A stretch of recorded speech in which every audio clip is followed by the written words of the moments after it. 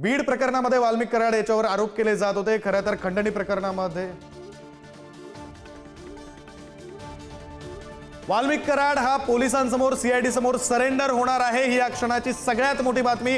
वाल्मिक कराडची पहिली प्रतिक्रिया समोर आलेली आहे। पुढारी न्यूजच्या टीव्ही स्क्रीनवर आपण वाल्मिक कराडची प्रतिक्रिया पाहणार आहोत। वाल्मिक कराड हा सीआयडी समोर शरण होणार आहे, सरेंडर होणार आहे, शरण जाणार आहे। आपण बातमी पाहतोय, या क्षणाची सगळ्यात मोठी बातमी आपण पाहतोय। वाल्मिक कराड हा खंडणी प्रकरणामधील आरोपी आहे। तर आपण पाहूया वाल्मिक कराड याची नेमकी प्रतिक्रिया काय। असताना मी सीआयडी ऑफिस पुणे पाषाण रोड इथं सिलेंडर होत आहे।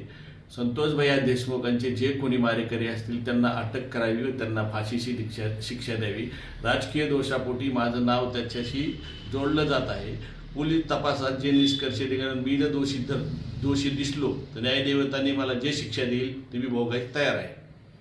मी वाल्मिक कराड केज पोलीस स्टेशनला खोटी खंडणीची फिर्याद दाखल झालेली आहे। मला अटकपूर्वचा अधिकार असताना मी सीआयडी ऑफिस पुणे पाषाण रोड इथं सिलेंडर होत आहे। संतोष भैया देशमुखांचे जे कोणी मारेकरी असतील त्यांना अटक करावी व त्यांना फाशीची शिक्षा द्यावी। राजकीय दोषापोटी माझं नाव त्याच्याशी जोडलं जात आहे। पोलीस तपासात जे निष्कर्ष निघाले, मी जर दोषी दिसलो तर न्यायदेवतांनी मला जे शिक्षा देईल ते मी भोगायला तयार आहे। मी वाल्मिक कराड केज पोलीस स्टेशनला खोटी खंडणी बीड प्रकरणामध्ये सगळ्यात चर्चेत राहिलेलं नाव म्हणजे वाल्मिक कराड आणि वाल्मिक कराडची पहिली प्रतिक्रिया ही समोर आली आहे। पुढारी न्यूजच्या टीव्ही स्क्रीनवर आपण आता ही एक्सक्लुझिव्ह अशी प्रतिक्रिया पाहिली आहे। वाल्मिक कराड यांना असं म्हटलेलं आहे की मी या प्रकरणामध्ये स्वतःहून सरेंडर होणार आहे। सीआयडी मुख्यालय जे पुण्यामध्ये पाषाण रोडवर आहे तिथे मी जाऊन सरेंडर होणार आहे, मी शरण जाणार आहे पोलिसांना, असं वाल्मिक कराडनं म्हटलेलं आहे। एक्सक्लुझिव्ह अशी प्रतिक्रिया वाल्मिक कराडची आपण पाहतोय। खरं तर माझ्यावरचा खंडणीचा गुन्हा सुद्धा खोटा असल्याचा दावा हा वाल्मिक कराड यानं केलेला आहे। मात्र मी सरेंडर होणार आहे, तो जो गुन्हा दाखल करण्यात आलेला आहे तो गुन्हा हा खोटा असला तरी मी सरेंडर होणार आहे, असं वाल्मिक कराड याने म्हटलेलं आहे।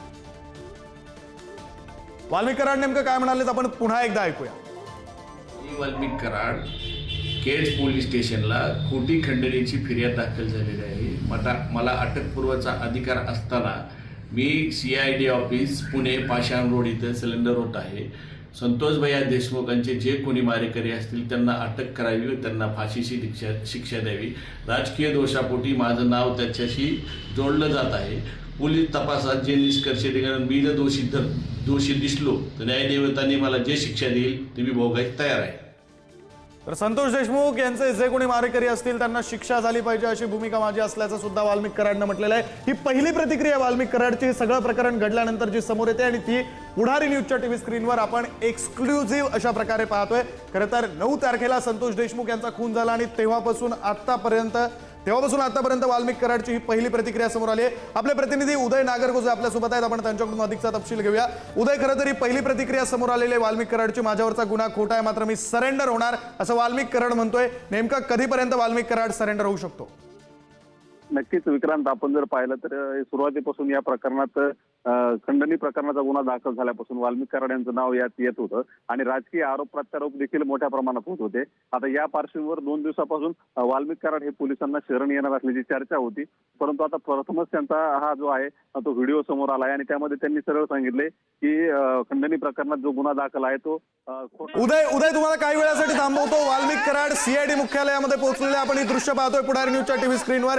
एक्सक्लुझिव्ह अशी दृश्य आहेत। वाल्मिक कराड सीआयडी मुख्यालयामध्ये पुण्यामध्ये पाषाण रोड इथं असलेल्या सीआयडी मुख्यालयामध्ये सरेंडर होण्यासाठी, शरण जाण्यासाठी म्हणून पोहोचलेला आहे। खरं तर केज पोलीस ठाण्यामध्ये वाल्मिक कराड विरोधात 2 कोटीची खंडणी मागितल्याचा आरोप आहे आणि त्या प्रकरणामध्ये मी शरण जातोय अशी पहिली प्रतिक्रिया आपण पुढारी न्यूजच्या टीव्ही स्क्रीनवर पाहिली। आणि त्यानंतर वाल्मिक कराड आता पुण्यातील पाषाण रोडवर असलेल्या सीआयडी मुख्यालयामध्ये सरेंडर झालेला आहे, शरण गेलेला आहे आणि त्याची एक्सक्लुझिव्ह दृश्य पुढारी न्यूजच्या टीव्ही स्क्रीनवर आपण लाईव्ह पाहतोय।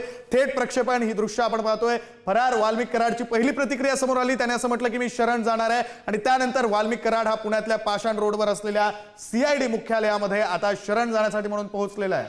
आपले प्रतिनिधी बालाजी पोद्दार आपल्या सोबत आहेत, आपण त्यांच्याकडे जाऊया। बालाजी, वाल्मिक कराड हा आता पुण्यामध्ये असलेल्या सीआयडी मुख्यालयामध्ये पोहोचलेला आहे, तो शरण जाणार असं त्याने म्हटलेलं आहे। आज सकाळपासून वाल्मिक कराड अटक होणार अशी जी शक्यता होती ती आता पूर्ण झालेली आहे। स्वतः वाल्मिक कराड या ठिकाणी हजर झाले. त्यांच्यासोबत त्यांचे समर्थक होते. आपण सातत्याने वाल्मिक कराड यांच्याशी बोलण्याचा प्रयत्न करत होतो. वाल्मिक कराड जे आहेत ते त्यांना आता या सीआयडीच्या वरल्या मजकूरची चौकशीसाठी घेऊन देण्यात आलेलं आहे. चौकशीला सहकार्य करणार असल्याचे बोलते. मात्र वाल्मिक कराड नेमकं कुठं होते हा देखील खरा प्रश्न आहे. आपण आज जे दाखवलेला आहे त्या सगळ्या पद्धतीनं पाहता वाल्मिक कराड हे हजर झालेले आहेत आणि आपल्या सगळ्या स्थिती त्या पूर्ण झालेल्या आहेत. आता वाल्मिक कराड का या संपूर्ण तपास जो आहे तो सीआयडी करणार आहे. आणि त्या सीआयडी मध्ये आता जर आपण पाहत असलो तर हे समोर खोली आहे त्या खोलीमध्ये वाल्मिक कराड यांना चौकशीसाठी नेण्यात आलेलं आहे.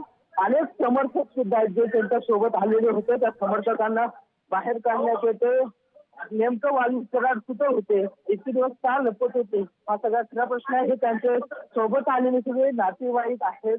त्याचबरोबर वाल्मिक कराड हे एकदा काळ्या गाडीमध्ये सीआयडीने त्यांना आणलेलं आहे. सीआयडी मधून आणलं तर स्वतः वाल्मिक कराड बालाजी तुम्हाला काही क्षणासाठी थांबवतो.